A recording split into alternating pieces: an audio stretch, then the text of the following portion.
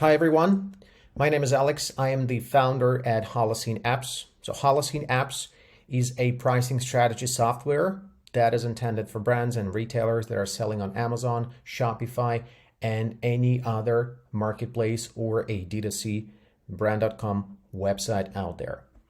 Now, this is a very brief overview of the basic functionality of how Holocene helps you to dig deeper into your price points and to explore your pricing strategy in greater detail. Now, without any further ado, now I am broadcasting you the main screen. So this is where you get to register with Holocene services. First off, you wish to log into the system, and you can do that one of the two ways. So one of the ways is you just sign in with Google. The other way is you can register with your email account. For example, if you are registering with your work email, I'm going to be doing that with Google. So I'm just pressing the button sign in with Google. And there you go. That's my account. And now I'm logged into the system.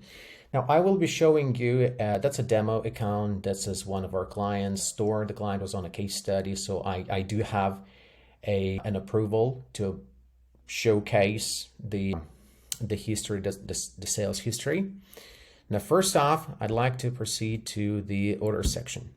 All the pricing strategy calculations and all the insights that we can gain out of the historical sales data would obviously be available if only we can get that historical sales data. And that's the reason why we enable this API framework for Holocene.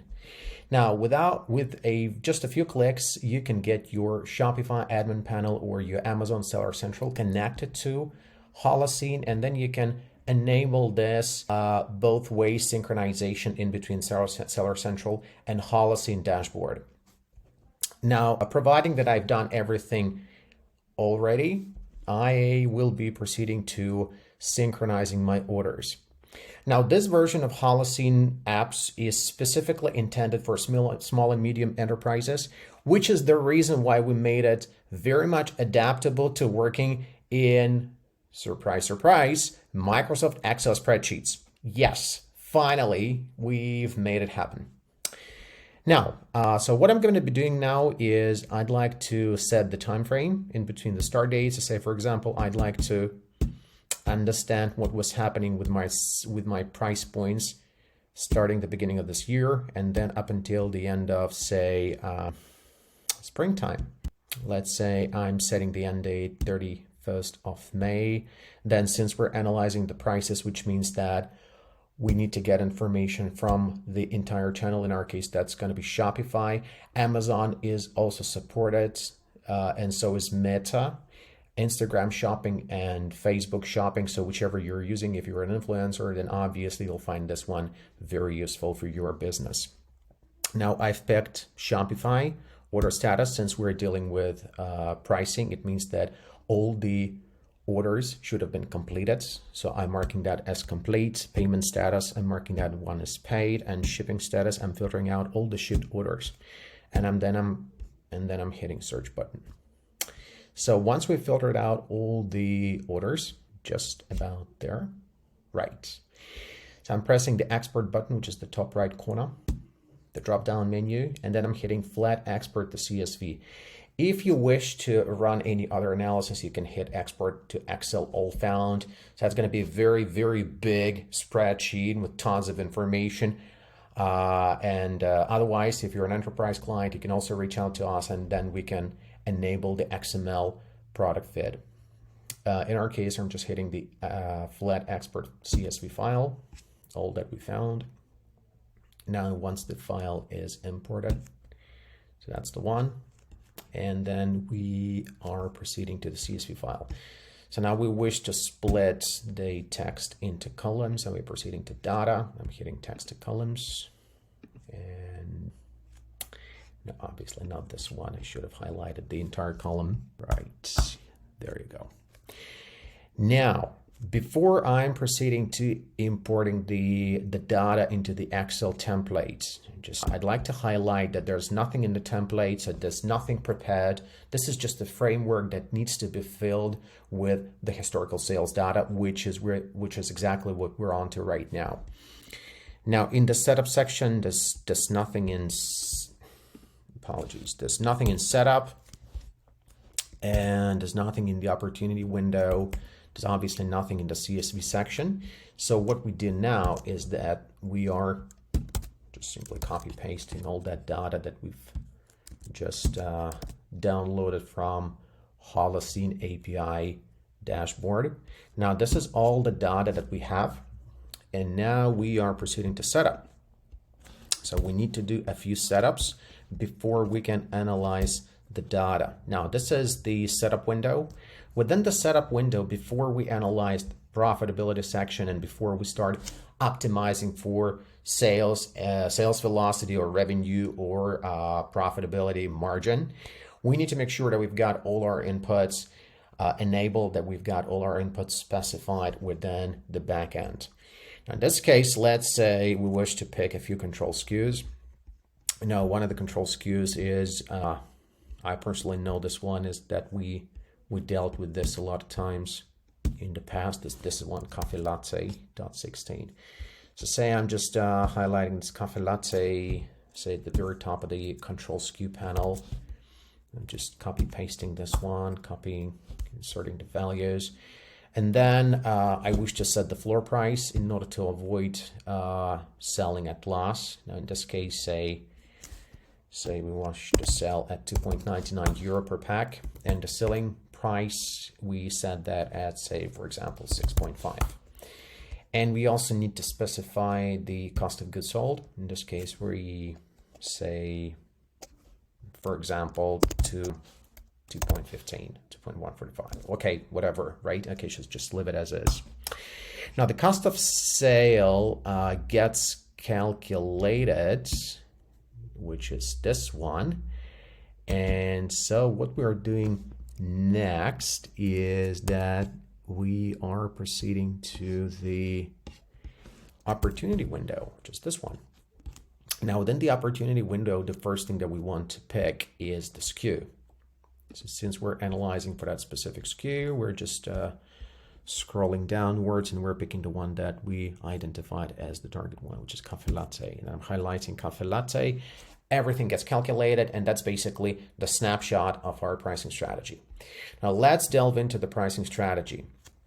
First things first, you wish to understand which specific dates you're looking into.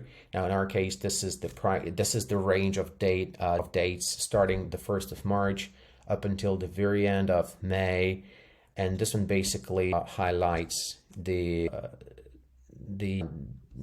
current price point, which is 3.69, and the KPIs at this price point.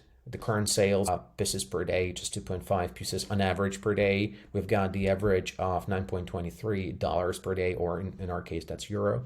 The profit and the margin. And then next step that we wish to do is we need to understand which specific sales strategy, pricing strategy we wish to pick. The system by default gives you 4 pricing strategies. Which one you wish to pick is entirely up to you. So in this case, you can just scroll this bar, move this bar towards the left-hand side, which improves our sales. And now I can just press the button. Let me zoom in this one a little bit. I'm just pressing the, okay, right. Goodness. Okay, so my Mac is acting up quite badly. Right, okay, so say for example, I wish to improve my sales, meaning that I like to decrease my price in order to improve my sales velocity and to improve my revenue.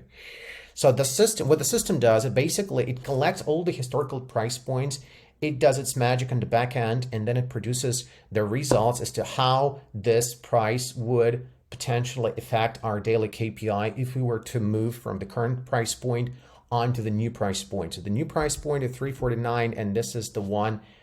This is one of the price points that's been researched in the past that can give you a specific improvement in KPIs. So say, for example, in this case, if we were to move to 3.49, which is this one, so that's what's going to improve our sales velocity by almost 50%, and that can improve our revenue by 41.7%. You can lose on margin, obviously, since you're moving from 3.69 down to 3.49, but this is okay. Now, the most important part here is everyone's asking, okay, so if I were to move if I were to decrease my price point, obviously I'm going to be winning on sales, but how confident am I that this price point would yield any results? So that's something that happens on the back end. The system calculates the confidence level. In this case, it says that you can be 40% confident that this average KPIs will occur in the future if you're moving onto this price point. If you wish to dig deeper, you can take a look at the probability of that scenario happening. Just right up top. That's the price point of 349, and this one gives you the probability of what's there, 90%, and the confidence level. The confidence level is 72%. So in this case, you can be 72% confident, and then the probability that the scenario is going to happen is 90%, which is pretty much okay. Now in this case, if you are a nerd, such as I am, now you want to take a look into the price elasticity. So these are the price points that have been collected since the 1st of March up until 31st of May. You can also take a look at your profit elasticity versus the current price level. Now in this case, the blue curve shows you that's the profit curve. The orange one, that's the current profit level. And obviously you can see the gap there in between the dotted line, which is the current price point, and the current profit, and they're not intersecting. The reason for that is we are not having enough information from the market to make a better prediction, which is the reason why the system shows you that there's only 40% confidence level. So if there was 100% confidence level, obviously that would be overlapping 100%. Now then afterwards, you can take a look at your at the evolution of revenue and price within the specific price range. You can take a look at the profit and price evolution, and you can also take a look at the historical price points that you had within that specific period of time. Now occasionally that happens that you didn't have enough price points within a period of time that you're observing, that you're looking into. In our case, we have 4 price points. That might happen that you have only 2. And so what would you do if you had only 2 price points, which is definitely not enough to build a proper elasticity curve? Like say, for example, if you were to move down here, you can take a look at the number of acceptances by the market of this corresponding price points. So at 3.69 and 3.99, you had only 5 and 4 sales respectively. Would that be enough to fit a proper elasticity curve? Probably no, because the confidence level for the price point 3.99 is very, very low. It's 0. Now in this case, if you wish to adjust your confidence level, you can just go up top, and there's the acceptance threshold, and then you can just raise that acceptance threshold, say up to 20. So if there's fewer than 20 acceptance by the market, the price point does not factor into the equation for the price elasticity curve, just as simple as that. And now if you were to move down, you can see that the bottom, the 2 bottom price points, they were cut off from the research summary. So just for the purpose of this presentation, I will plug back in 1 as the acceptance threshold.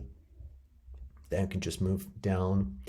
And so let's get back to the scenario where you have only 1 or 2 price points. And then in this case, in order to properly extrapolate the market demand and to better predict the price level and to improve your confidence level and the probability of that specific scenario is going to happen, we will need to introduce some additional price points to make the curve a better predictor. Now, in this case, if you have no idea which specific price point you wish to introduce, so that's where the algorithm kicks in. The algorithm has this section which says test new prices. And within the test new prices, depending on which specific pricing optimization strategy you're on, you can pick either to maximize your profit, or you can work for the revenue, or you can optimize or solve for sales.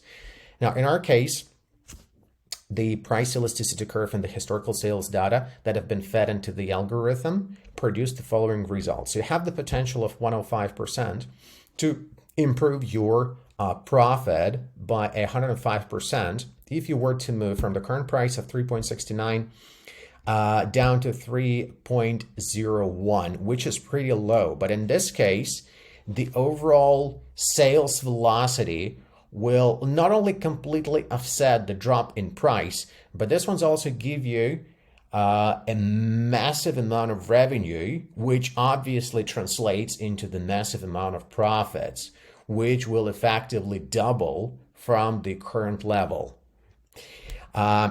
Clearly, if you were to move from 3.69 down to 3.01, that's the reduction of what's that, 68 cents, which is pretty steep. So in this case, in order to avoid distorting any of your search results or any of your SEO recommendations for your specific product, then again, just bear in mind that we're discussing the case of Shopify and we could be discussing the case of Amazon. So we don't want to ruin your BSR and whatnot. So you can specify the next price, which is a tolerable step change. In our case, that's 3%.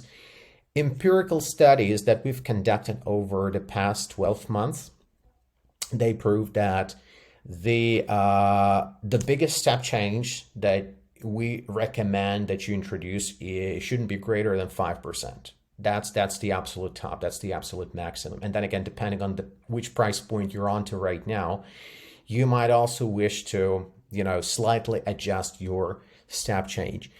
The rule of thumb is that it should be either 1 or 3% if you're trading in a very elastic niche, right? So you might actually want to decrease that to 0.5%. But then again, 1 or 3%, that's okay. That's totally fine.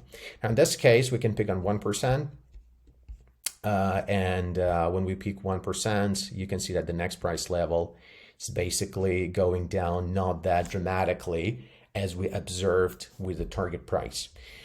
If you wish to solve for revenue, again, the same thing. If you wish to solve for sales, same thing. You can see that the common trend is suggesting that you'd be moving downwards on your price schedule. You might be wondering whether there's a difference in price. You can just scroll upwards and then you see that the curve is basically running up at the very top, at the very beginning. So sales at 3.01 are actually a little lower than at 2.99, but the profit level is a little bit higher. So if you were to go all the way on the left, you actually don't want to approximate 2.99. You wish to stop at 3.01. So that's the kind of pricing scenarios and pricing information, pricing insights that you can capture from Holocene dashboard.